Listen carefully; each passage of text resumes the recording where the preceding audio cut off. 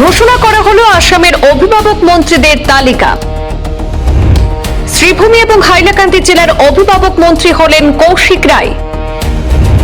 কাছাড় এবং ডিমা হাসাও জেলার অভিভাবক মন্ত্রীর দায়িত্ব পেলেন কৃষ্ণেন্দু পাল। দেখে নিন কোন জেলার দায়িত্বে রয়েছেন কোন মন্ত্রী। মন্ত্রী রামেশ্বর তেলির দায়িত্বে রয়েছে তিনসুকিয়া এবং যোরহাট। মন্ত্রী অতুল বরার দায়িত্বে কামরূপ মেট্রো এবং ধেমাজি। মন্ত্রী চরণ বড়োর দায়িত্বে রয়েছে কোকরাঝাড়, বাক্সা এবং চিরাং। মন্ত্রী অজন্তা নেওগ পেলেন মরিগাঁও এবং কামরূপ জেলার দায়িত্ব। মন্ত্রী অশ্বিনী রায় সরকার পেয়েছেন বঙ্গাইগাঁও এবং বরপেটা জেলার দায়িত্ব।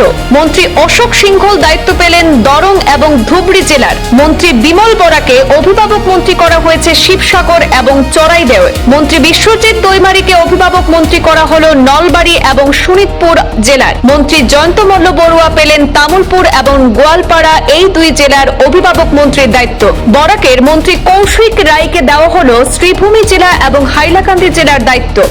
মন্ত্রী কেশব মহন্ত পেলেন দক্ষিণ শালমারা, মানকাছাড় এবং উত্তর লখিমপুরের দায়িত্ব।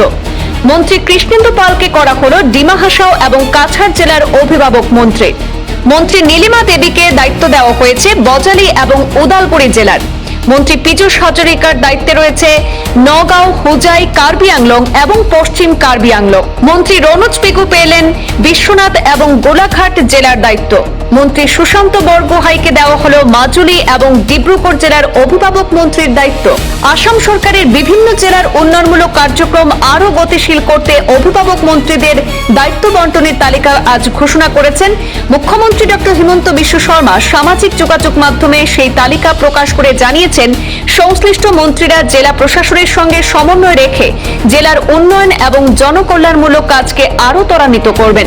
মুখ্যমন্ত্রী আশা প্রকাশ করেছেন অভিভাবক মন্ত্রীরা জেলা প্রশাসনের সঙ্গে নিবিড়ভাবে কাজ করে প্রতিটি জেলার উন্নয়ন, অবকাঠামো সম্প্রসারণ এবং জনসেবামূলক প্রকল্প বাস্তবায়নে গুরুত্বপূর্ণ ভূমিকা পালন করবেন। এই দায়িত্ব বন্টনের মাধ্যমে রাজ্যের সামগ্রিক উন্নয়নের গতি আরও বৃদ্ধি পাবে বলে মনে করা হচ্ছে। ব্যুরো রিপোর্ট, পূর্বাঞ্চল প্রতিদিন।